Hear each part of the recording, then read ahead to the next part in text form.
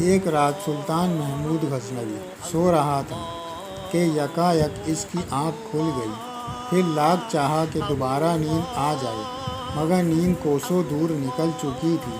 بستر پر تڑپتا اور کروٹیں بدلتا رہا۔ جب کسی طرح آنکھ نہ لگی تو خدا ترس بادشاہ کو خیال آیا کہ شاید کوئی مظلوم فریاد لایا ہے یا کوئی فقیر بھوکا آیا ہے، اس لیے نیند چٹ گئی ہے۔ غلام کو حکم دیا، باہر جا کر دیکھو کون ہے۔ غلام نے باہر جا کر دیکھا تو کوئی نہ تھا۔ واپس آ کر کہا، جہاں پناہ کوئی شخص نہیں ہے۔ محمود نے پھر سوچا کہ سو رہے، مگر نیند نہ آنی تھی، نہ آئی۔ وہی بے چینی اور گھبراہٹ پیدا ہو گئی۔ غلاموں کو دوبارہ کہا، اچھی طرح دیکھ آؤ کون داد خواہ آیا ہے۔ غلام دوڑے ہوئے گئے، ادھر ادھر دیکھا اور واپس آ کر بولے، حضور کوئی نہیں ہے۔ سلطان کو شبہ ہوا کہ شاید غلام تلاش کرنے سے جی چراتے ہیں۔ غصہ میں خود کھڑا ہوا اور تلوار ہاتھ میں لیے ہوئے باہر آ گیا۔ بہت تلاش کی مگر کوئی شخص نظر نہ آیا۔ قریب ہی ایک مسجد تھی، اس کے دروازے پر آ کر اندر کی طرف جھانکا تو آہستہ آہستہ کسی کے رونے کی آواز آئی۔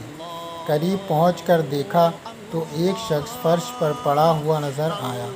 اس کا منہ زمین سے لگا ہوا تھا، آنکھوں سے آنسو جاری تھے، آہیں بھر رہا تھا اور چپکے چپکے کہہ رہا تھا کہ سلطان کا دروازہ بند ہے تو کیا، سبحان کا دروازہ تو کھلا ہوا ہے۔ محمود یہ سن کر اس کے بالکل قریب پہنچ کر بولا، محمود کی شکایت کیوں کرتا ہے؟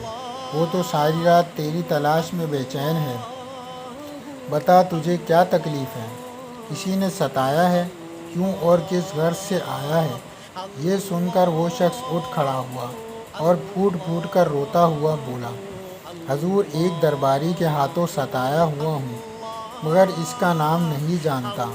اس نے میری عزت خاک میں ملا دی۔ آدھی رات کو مستی کے عالم میں میرے گھر آتا ہے اور میری شریک زندگی کی عصمت کو داغدار کرنے کی کوشش کرتا ہے۔ اگر آپ نے اس تلوار کی آب سے اس داغ کو نہ دھویا تو کل قیامت کے دن میرا ہاتھ ہوگا اور آپ کا گریبان ہوگا۔ یہ سن کر محمود کو مذہبی اور شاہی حمیت کے جوش سے پسینہ آ گیا۔ غصے سے کانپتی ہوئی آواز میں بولا، بتا کیا اس وقت بھی وہ ملعون وہیں ہوگا؟ اس شخص نے جواب دیا، اب تو بہت رات گزر چکی ہے، شاید چلا گیا ہو، لیکن مجھے ڈر ہے کہ وہ پھر آئے گا۔ سلطان نے کہا، اچھا اس وقت تو جاؤ، مگر جس روز جس وقت وہ آئے تو مجھے اطلاع کرو۔ اس شخص نے سلطان کو دعا دی اور رخصت ہو کر چلا ہی تھا کہ سلطان نے ٹھہرنے کا حکم دیا اور پہرے داروں سے کہا کہ دیکھو، یہ جس وقت بھی آئے، خواہ میں سوتا ہوں یا جاگتا ہوں، اس کو فوراً مجھ تک پہنچا دو۔ اتنا کہہ کر محمود اندر آیا اور وہ شخص اپنے گھر چلا گیا۔ تیسری رات وہ شخص شاہی محل سرا کے دروازے پر پہنچا۔ پہرے داروں نے اس کی شکل دیکھتے ہی سلطان کی خدمت میں پہنچا دیا۔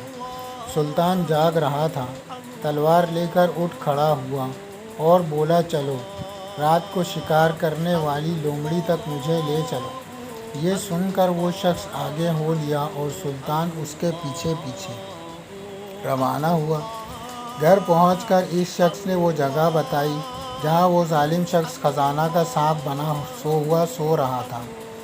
سلطان نے تلوار کا ایک بھرپور ہاتھ ایسا جمایا کہ تمام فرش پر انصاف کا لالا زار کھل گیا۔ اس کے بعد سلطان مڑا اور مظلوم صاحبہ خانہ کو بلا کر فرمایا، اب تو محمود سے خوش ہو۔ یہ کہہ کر محمود نے مصلی منگوایا اور ایک طرف بچھا کر 2 رکعت شکرانہ کی نماز پڑھی۔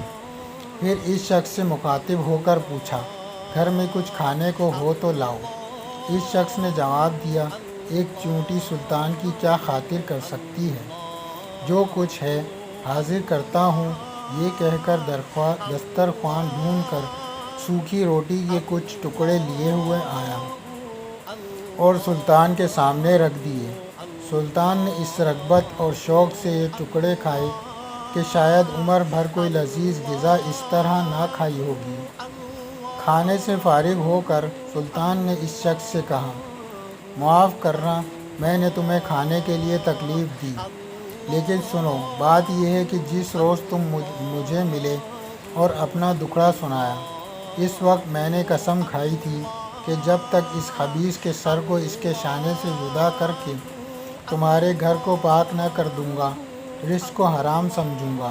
پھر 2 رکعت شکرانہ میں نے پڑھی، جس پر تم حیران ہو رہے ہوگے۔ لیکن سنو، اس شخص کے متعلق مجھے اندیشہ تھا کہ میرے بیٹوں میں سے کوئی ہوگا۔ میں اپنے دل میں کہتا تھا کہ میرے درباریوں اور مصاحبوں کو اتنی جرأت نہیں ہو سکتی کہ وہ میرے مزاج سے واقف ہوتے ہوئے ایسی حرکت کریں۔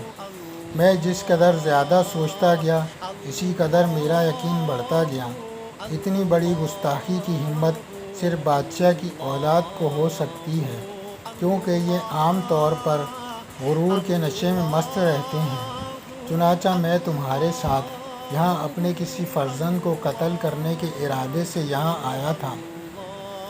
جب میں نے صورت دیکھی تو معلوم ہوا کہ یہ میرا فرزند نہیں ہے، کوئی غیر شخص ہے، اس لیے میں نے خدا کا شکر ادا کیا۔